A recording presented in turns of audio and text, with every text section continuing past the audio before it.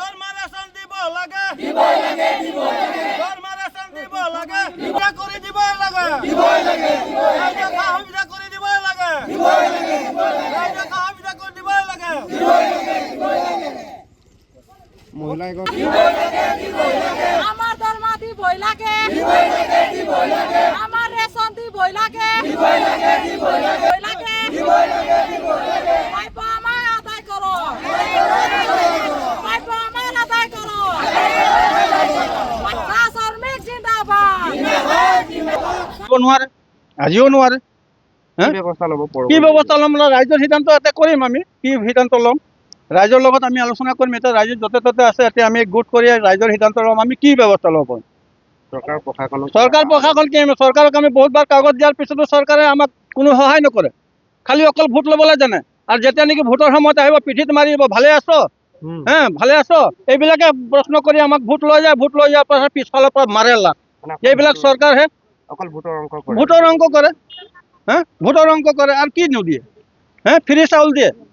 free চাউলৰ পৰা আমাৰ পৰা কিমান লৈছে সেইটোতো জানে আমি এতিয়া একাউণ্টত পইচা ৰাখোঁ ন একাউণ্টত যদি 500 টকা ওলাওঁ তো 36 টকা 24 টকা পইচা কাটি দিয়ে তো সেইটোতো গভৰ্ণমেণ্টে কাটে কাৰণ আমাক যিটো দিয়ে সেইটো লৈয়ে যায় দুগুণ লয় তো আমি কি কৰিম কওক আপোনালোকে এটা মিডিয়াৰ যোগে আপোনালোকে প্ৰচাৰ কৰক যে ৰঙাজান বাগানত নতুন মালিক হ'ব লাগে 2017 চনৰ পৰা যি আমাৰ বাগান লৈছে তেতিয়াৰ পৰা আমাৰ কোনো দিনাখনে জীৱন অশান্তি কোনো দিনাখন শান্তি আমি পোৱাই নাই আৰু আমাৰ যিবিলাক দিব লগা আমি বিশ্বাস কৰিছিলোঁ আমি মালিকৰ ঢোল বজাই যেনেদৰে আমি আদৰণি কৰিলোঁ তেনেদৰে আমাক মালিকে নিজৰ সন্তান বুলি ভাবিব লাগিছিলে কিন্তু আমাক নিজৰ সন্তান বুলি নাভাবে আমাক সদায় শত্ৰু বুলিয়ে ভাবে আৰু আমাৰ যিবিলাক পাবলগীয়া প্ৰাপ্য প্ৰথমৰ পৰা শেষলৈকে আমি সেয়াই ভাবি আছোঁ যে আমাক কোন দিনাখন আমাৰ শুদ্ধ হ'ব আমাৰ কামবিলাক আমাক কোন দিনাখন দি শেষ কৰিব আজি ৰেচন দিয়া নাই দৰমহা দিয়া নাই বনাছ এইবিলাক গোটেইকেইটা মানে আমি হাই কৰিহে পাওঁ এতিয়া নাম কাটি থকা পইচা মোৰ নিজৰ সৰু বুঢ়া কিমান বছৰ হ'ল পোৱাই নাই আৰু কিমান আছে মৰি গ'ল মানুহ আজি পাম কালি পাম কৰি যদিহে মালিকে দিব নোৱাৰে তেতিয়া বাগানখন বিকি দিয়ক আৰু যদি পাৰে তেতিয়া আজি আহি আমাক সিদ্ধান্ত আমি কৰিছোঁ যে আজি আমাৰ মাজত মালিক আহিব লাগে আৰু এই মালিকৰ চাইডৰ মানুহ আহিব দৰকাৰ নাই আমি মালিকক বিকিছোঁ মালিকে আহিব লাগিব আৰু আমাৰ ইয়াত কথা আজি একেবাৰে শেষ কথা আজি আমাক দি পেলাই মানে বাগানখন হয়তো চলক হয়তো এৰি দিয়ক আমাৰ এনেকা আমি মিছা সাক্ষ্যবিলাক আজি দিম কালি দিম পৰহি দিম এনেকা কৈ আমাৰ মিছা সাক্ষ্যবিলাক আমি ভাগৰি গ'লোঁ শুনি সেইকাৰণে আমি আজি লাষ্ট সিদ্ধান্ত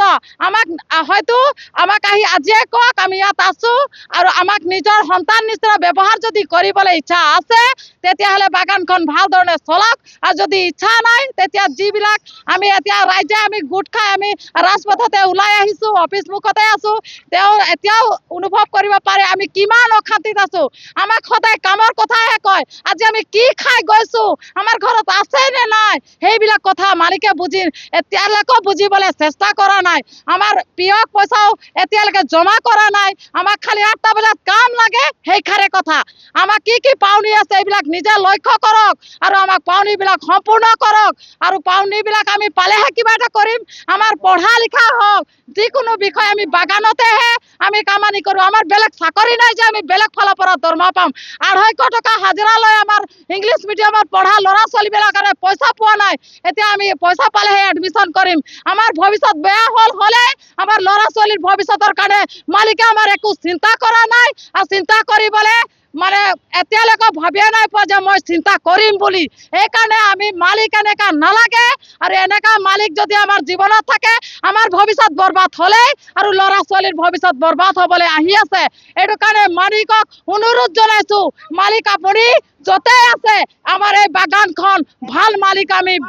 মালিকক দিবলৈ ইচ্ছা কৰিছোঁ যিকোনো খবৰৰ বাবে যোগাযোগ কৰক 7099017330 লগতে 7099017110 নম্বৰত